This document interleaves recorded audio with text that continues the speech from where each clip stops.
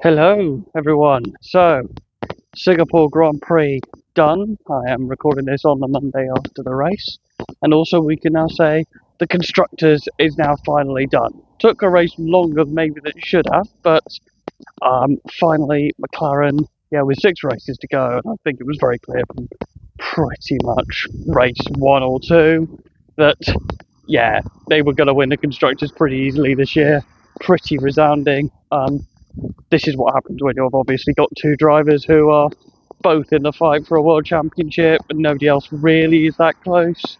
You could argue Verstappen maybe is just within touch, but when you've got his teammate not really scoring any points at all, apart from the odd couple here and there, you're going to win the constructors. And you have to just say, from where McLaren were beginning of 2023, where they were at the back of the grid, they were making 5 or 6 pit stops. Yeah, the way those engineers have all rallied round and built a car, that's, who'd have thought? Because I think at some points through 2023 and even at the beginning of 2024, who was ever going to beat Max Verstappen? Who was ever going to catch Red Bull? And just slowly but surely, those updates, the upgrades they've brought, the tyre wear they've just been able to just find, and obviously that combined in with the Red Bull downfall of the likes of Christian Horner leaving. I think one of the biggest turning points actually was Adrian Newey leaving, because ever since Adrian Newey's left, Red Bull have just gone backwards, and McLaren have just continued, with this team effort they've clearly got within that factory of 1,000 people or so, just building that car. Technologically, it's just a work of art, and obviously Oscar and Lando are getting the most out of it pretty much every week. One of them is pretty much a winning or is challenging for the win. Occasionally it's both of them. Occasionally they'll have like the odd race, like Baku, where they're not really anywhere, but that's again car development. That'll again be down to track conditions, temperatures. I'm just going to make this now. I don't expect them to be challenging for the win in Las Vegas. I think that'll be Mercedes and Ferrari going at it. Personally, I don't think, Max might be there or thereabouts, but I just don't think McLaren will be there. So anyway, constructors done. Which means one thing, and I think we saw a slight glimpse of it at turn 3 on that first lap. The gloves are finally, and I'm hoping the gloves are going to finally come off. These two are going to be proper racing each other. They're going to be talking about undercutting each other. They talk about papaya rules. Judging by how Oscar reacted, first of all, to the incident and how we reacted after the race, I dare I say it, I think papaya rules might be a little bit out the window. They might be a little bit of a problem there to keep certainly Oscar under control in terms of that one. Lando Norris, that was a move that I think also has just, and that was a title defining move in terms of the fact that he only had one chance the entire race, or was going to have one chance the entire race of overtaking Oscar Piastri, and he made it. Yes, okay, it wasn't a clean pass, but it's what you have to do. If you're going to be a world champion, you're going to have to make sometimes an overtake where you're barging people out of the way. Sebastian Vettel's done it. Lewis Hamilton, I'm sure, I can't immediately think of one, but he's probably done it, right? Where he's eased cars. I'm sure he's made contact with Nico Rosberg every now and again, just easing him off the track. Max Verstappen, he's done it. Kimi Räikkönen, Fernando Alonso, all these world champions, right? All of them, they all have this knack of being able to get past, being able to pull off a move that just riles you up. And I think Oscar Piastri I think there was a little bit of an ego hit. There was also the fact of what's fair. Now, fairness. The problem is with fairness is what's fair to me, what's fair to Oscar, what's fair to Lando, and what's fair to that stuff. All of that stuff is all going to be completely and utterly different, isn't it? If you think about the incidents, the mega controversial incidents of the last few years. Let's take, for example, Silverstone 2021. Really controversial incident. Was the penalty fair? Some people will say it was too harsh. Some people even say it was lenient. Was it fair? Again, like some people say, Mercedes fans would say, yeah, everything would be fine next. So Hamilton's winning the race. Okay, fair enough. Red Bull fans go, no. And as we saw with the aftermath of that, but you're looking at it going, what is fair? And when you feel like you've been unjustly done by something that was out of your control, which Oscar clearly has, yeah, that's going to roll you up. I mean, Texas next. I mean, could we ask for a better track? That's got, hopefully, McLaren battle. Because the way you can fight, obviously, in Sector 3, when you can switch back, you can take multiple lines, dive bombs. I think we're all hoping that those two can have a proper ding-dong in Austin. Do I think there'll be a crash there? I mean, as likely as ever, it's either going to be there, or for me, it's going to happen in Brazil. Because I think just the run up that hill, again, they're just going to be so quick in Brazil.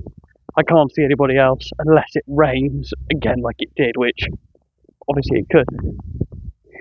Yeah, so we're looking now, McLaren rules, papaya rules. I somehow think they might be out the window. I think they're going to be out the window now because of it. And the reason why I think that ultimately was the team radio at the end of the race, the Oscar Piastri's midpoint where Zach Brown is congratulating him and thanking him for obviously the efforts of winning the constructors. He pulls out, disconnects his radio, pulls it out. It's just like, okay. And some people are saying this is Oscar Piastri's like villain arc coming in. It might not be villain arc, but he was annoyed, and I think I think you can certainly tell that he was annoyed with the fact that he felt undone and unjust. You know, you look at what happened in Monza and fairness on that. You look at Silverstone and fairness on that, as I've mentioned before in a couple of other videos. And again, it just seems like he feels maybe, and I think maybe a couple of other people are saying, are the team favouring Lando? I just don't think at this point in time they needed to do the position. Like, Lando Norris, was it an unfair overtake? Not really. I mean, it was a very similar incident to the one in the Force India one, actually. People were comparing it to the one in 2018, where Perez binned Ocon into the wall. The reason why I say that is, in my opinion, Perez knew Ocon was there. They were both fighting for the same seat because Stroll was coming in. Because obviously at around that time, for the context, Lawrence Stroll had just bought that Force India, what later became Racing Point. He bought it out, so that obviously meant that Lawrence Stroll was going to get a seat. So then it was down to whether Ocon or Perez were going to get that other seat, and they had clashed a few times beforehand, and definitely that one.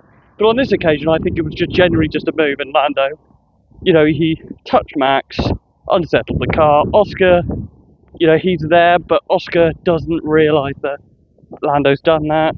I think when he realises what's happened, when he realises it, he's probably still not going to be that happy. I think Oscar Piastri right now is going to be pretty fuming with everything. And I think, you know, with a manager like Mark Webber as well, Mark Webber is going to completely and utterly tie into that. He's going to try and get into the head of Oscar, which I can definitely see happening. You're seeing how Mark Webber managed to, keep on going about the fact that he's never a number 2 driver. It's always never a number 2 driver, and it's always been there. It's 2 number 1s or 2 1.5s, however you want to call it. Yeah, Mark Webber is going to get into Oscar Piastri's head, and you're going to see an Oscar Piastri, possibly in Austin, that's going to be either brilliant or very, very reckless. It's going to be one of the two, isn't it?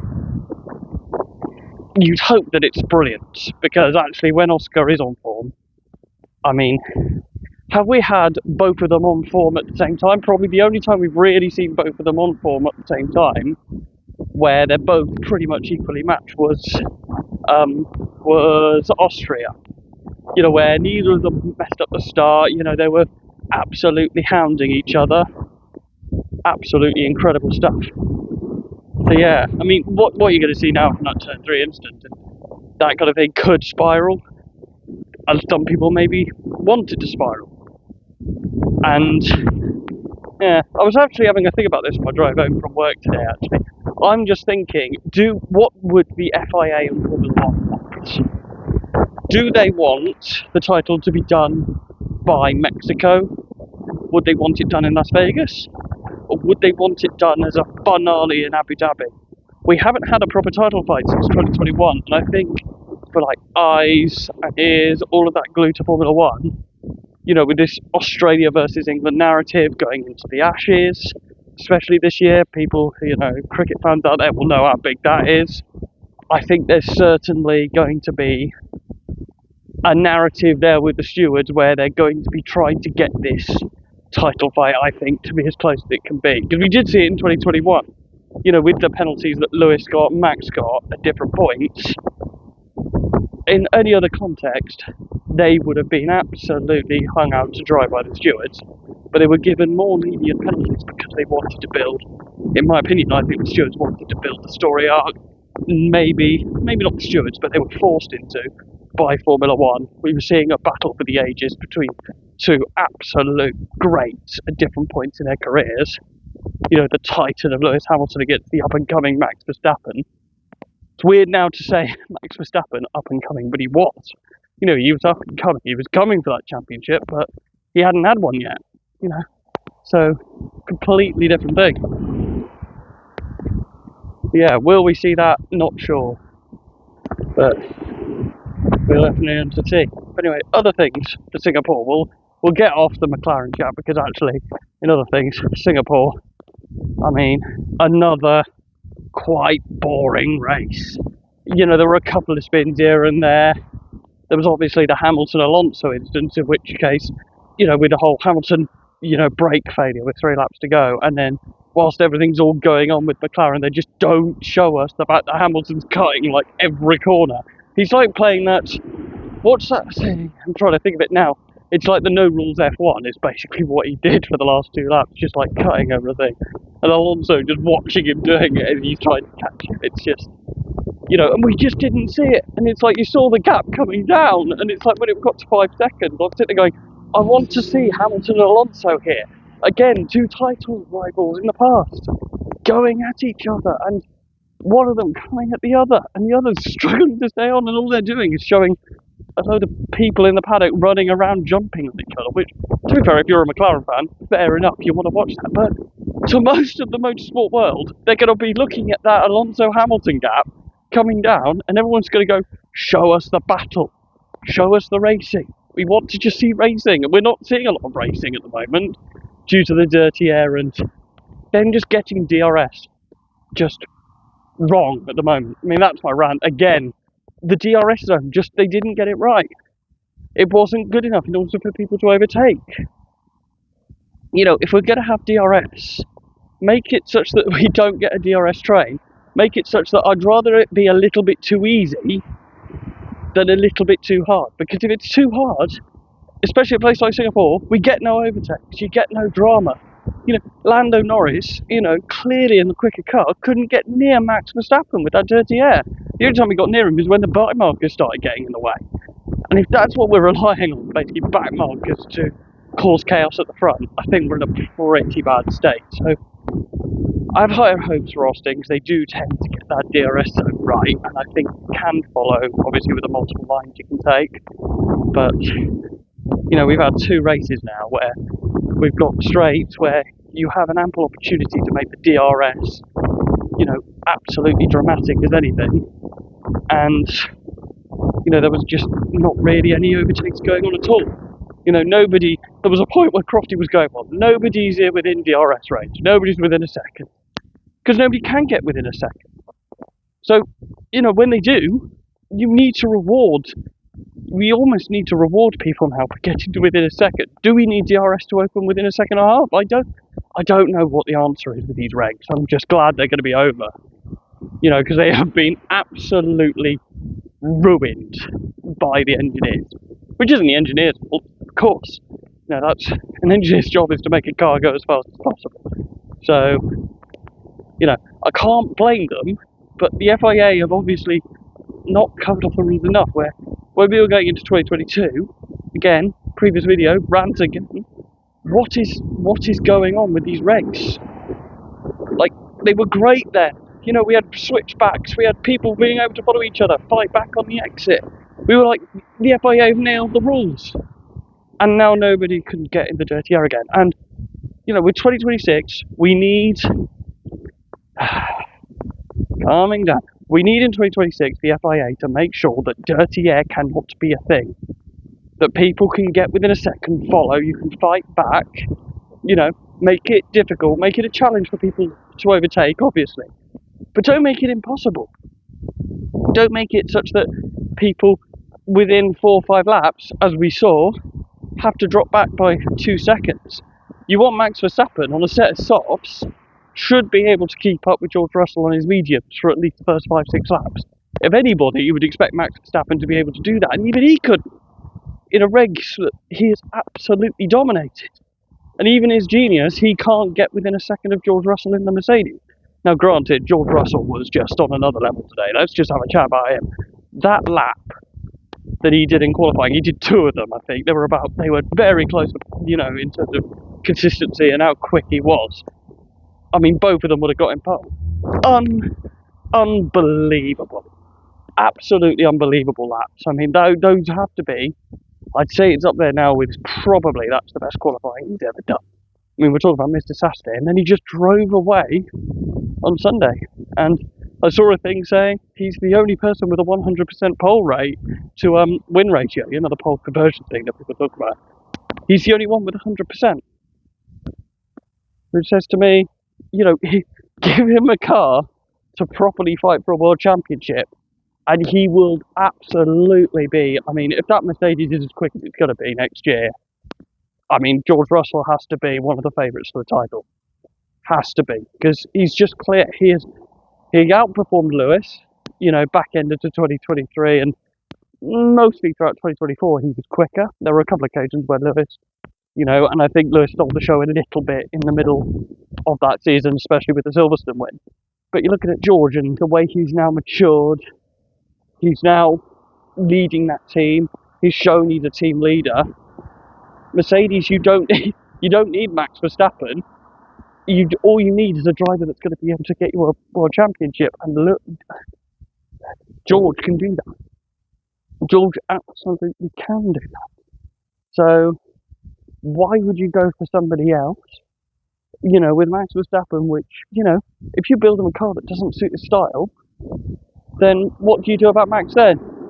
Max needs a very specific style of car, which that Red Bull, I mean, they have done wonders.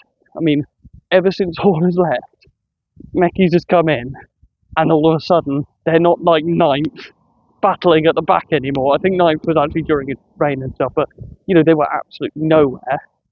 To suddenly just every single week, he's now first or second. I mean, the last couple of weekends, he's out-qualified both McLarens. So all of a sudden, on a very different races, he's done it in... did he do it? Yeah, he did it in Monza, qualified on pole. He then Baku, qualified on pole, and then he sticks it on the front row. The only person who could beat him was George Russell this weekend, and George Russell just had one of those weekends where, I mean, recovery from FP2, probably the best recovery we've probably seen in terms of recovery, in terms of learning a street track as well, getting back in the car and things, getting that confidence to go flying into turn 16 without the rear end going on him again. Unreal. Absolutely unreal from George. So he's going to be on a high going into Austin. I don't know quite what his record is in Austin. I don't think it's brilliant. So that'll be interesting to see how George Russell does there. Other people to shout out. I mean, poor old Isaac Hadjar. I mean, engine issue. I mean, there's not many places you want an engine issue. Singapore is not one of them. I mean, even with DRS, he was being left behind. And yeah, he did well. I think credit to all the drivers as well. Just credit to all of them. Heat hazard race, unbelievable temperatures they had to race in. And they would have been with that dirty air, just hot air being blown into their faces. I know that with some of them they would have had water things. I think Max didn't wear his because he didn't really like it, but George did. All of them, unbelievable job no matter where they finished in terms of just getting around the Singapore circuit, because for it to be as hot as it was, and you've seen it, in a couple of races where You know, some people just can't. You know, they really do struggle. You look at Qatar a couple of years ago. I know that's a unique factor with Qatar because of obviously the tyres and probably just underestimating curbing and things like that. I think that was more of a circuit problem than a tyre problem more than anything else. But you know, you had people just not being able to get out of the car, and you know, we forget sometimes how good and how fit these drivers have to be. You know, and even when we say, oh, take, I don't know, take Logan Sargent, Lance Stroll, Liam Lawson. I'm just picking drivers sort of down the grid here. You know, that aren't getting in the points every week. Sonoda, Bortoletto, you know, take a wide range of drivers there. You know, they all have to be at the top of their game. And actually, if you look at the quality of driver now versus, let's say, 10, 15 years ago, you know, you look at it, and in the past, you'd have, I think Lance Stroll would be probably in one of the front running cars if he was racing Tour 15 years ago. You look at the drivers that were there, it was Marcus Harrison, who has shown he's great in IndyCar, but wasn't really all that in F1. Pascal Wehrlein, yeah, it was okay in F1, but again, wasn't fantastic. Paul di Resta, I don't quite know where he's gone actually, like he sort of just vanished from the F1 paddock. Whether I've just not been paying attention to the F1 paddock or not, he's just sort of like, maybe he's racing in some other thing. If he is, I'm sorry, Paul. I'm just completely and utterly like you've just suddenly just gone. So, yeah, we'll see. So Singapore's done. Next year we've got a sprint in Singapore. Why on earth we've got a sprint in Singapore when you can't overtake? You might as well just have a sprint in Monaco. You might as well just not bother with any overtaking. You might as well just do the qualifying and go, well, there's your 8 points or 10 points or whatever you get for a sprint these days. I don't know. So we'll have to wait on that one. But yeah, Singapore, again, it just wasn't a great race. We had a little bit of rain in the morning. Actually, speaking of the rain in the morning, for people who haven't seen it, the F1 Academy race, absolutely sensational stuff from Maya Berg and Dorian Pan. Final lap shootout in the wet on slicks. They're going side by side into 7, and Maya Berg makes one of the great moves of this. I mean, it's up there for overtake of the year. Like, championship rival, she needs to get past Dorian to closing on championship and we go into Vegas. And she throws it in the wet up the inside of turn 7. Easily both of them could have ended up in the wall, but the quality of both of them to get through that corner, where they could easily have both crashed it or one of them spun, but it was so clean, it was so precise, it was just like, and they wouldn't have had the downforce to keep those tyres up. They were on slicks that would have been cooling down after a safety car. Absolutely sensational from those two. So I'm going to be honest, race 2 of F1 Academy, probably better than the actual race in the F1. There you go, there's a controversial for you. So yeah, F1 Academy, of course, going into its final race, which will be in Las Vegas. So that'll be interesting to see how the girls fare with that. I think Las Vegas will be very happy that they'll be crowning at least one champion that weekend. It might be 2, depending on how, obviously, Oscar Piastri and Lando Norris do. But one thing that will be interesting going forward, actually, which we're going to finish off, is if Oscar Piastri and Lando Norris do double DNF, which I don't think it's out of the woods that I think that could happen. I think with those two, there's going to be a crash at some point. Someone's going to spin one or puncture the other, something, right? And if it's both of them and they double DNF, and Max Verstappen wins, we then have to have a chat about how McLaren manage their drivers, because what you could see is another 2007. Now, for those of you who don't remember 2007, Lewis Hamilton, Fernando Alonso, consistently taking points off each other, having ding-dong battles. I don't think they ever crashed, but, you know, there was all those controversies going on that year, but those two were so fixated on each other that then, in the end, Kimi Raikkonen in the Ferrari, remarkably, Ferrari's last win in a Drivers' Championship was Kimi Raikkonen in 2007. I mean, we talk about big teams in different sports falling off a cliff in terms of winning. Ferrari, what on earth has happened to that team? Now, there's a team that just needs a whole, almost like needs to rip it out from the ground up. Not just like from the top, because clearly it's not just a top problem, it's not a driver problem. There's something fundamentally in terms of the culture within that team right now that needs to change. Because Charles Leclerc and Lewis Hamilton are unbelievable drivers. They're probably two of the best drivers on the grid still. And they are being made to not look like that. People are going, well, they're not the best drivers on the grid. And I'm looking at it going, but they are. You know, it's the same thing with Fernando Alonso. Occasionally he will just produce a result in the Aston Martin that doesn't make sense. You know, he did that in, I think it was in Hungary, where he was like less than 10th off pole. So, yeah. But yeah, we will have to see what happens, but I just think McLaren need to be incredibly careful about this, because Max isn't a million miles away and he is being very consistent, and it is starting to be, you know, he's starting to get on the podiums again and challenge those wins more consistently, whereas before, you know, we've had Bahrain, Austria, you know, you had Hungary, you know, Austin, I've got no idea who's going to be quick. We know Leclerc goes well round there. We know Lewis goes round there. We know that Max goes well round there. So the unknown is those McLarens. How quick are they going to be? I think it's going to be interesting. But yeah, we're going to promptly probably leave it there. But yeah, it's now the constructors is done. I'm hoping, and I think we're all hoping, that just Oscar Piastri's team and Lando Norris's team just start to be a bit more selfish about the way they race, undercutting each other. Can they, you know, one of them do an offset, you know, will one of them go for a completely different strategy? Will one of them, like with Hungary, one of them go for the one stop, one of them go for the two, and converge at the end? Which actually, if you did that in Austin, I'm going to be honest, you are just going to be overtaken on the final lap. Because it's unlike Hungary, the massive line back straight at the, you know, in that circuit down towards 12. I mean, one of the great straights of Formula One and one of the great braking zones. We've had so many incidents into there that I think the McLarens, I can see. Can I see them making contact? I think there's going to be something that's going to go wrong for them. What it's going to be, I don't know. But the difference right now between the two cars is pretty much Lando Norris's DNF in Zandvoort.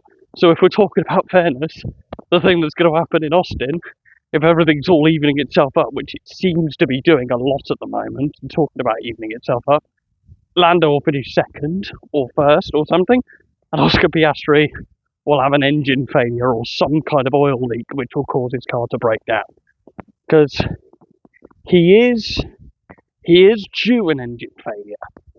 You know, when you talk about people having failures and engine failures, cars and, you know, things like that, like Max Verstappen, right? Whenever he had those big long runs of like so many wins in a row, 10 wins in a row, whatever it was, then Singapore turned up. Or obviously, beginning of 2024, that brake failure in Australia. You know, those kind of things can happen. And I'm going to be honest, I think Oscar's due an engine failure or something like that towards something out of his control, basically, that happens to him towards the back end of the season. Now, could Lando Norris get another one? Maybe. And the thing about it is are there going to be any engine penalties?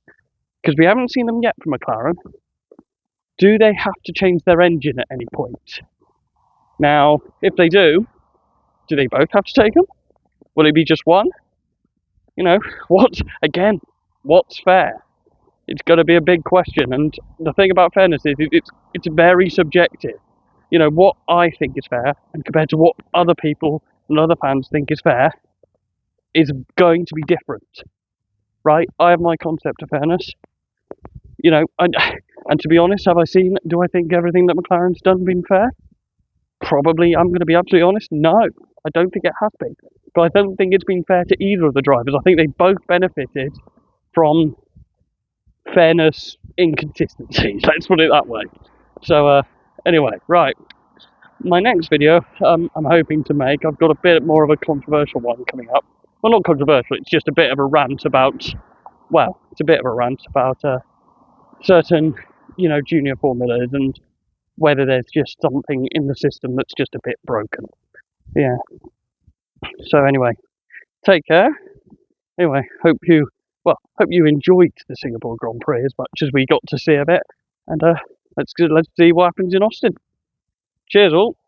Take care.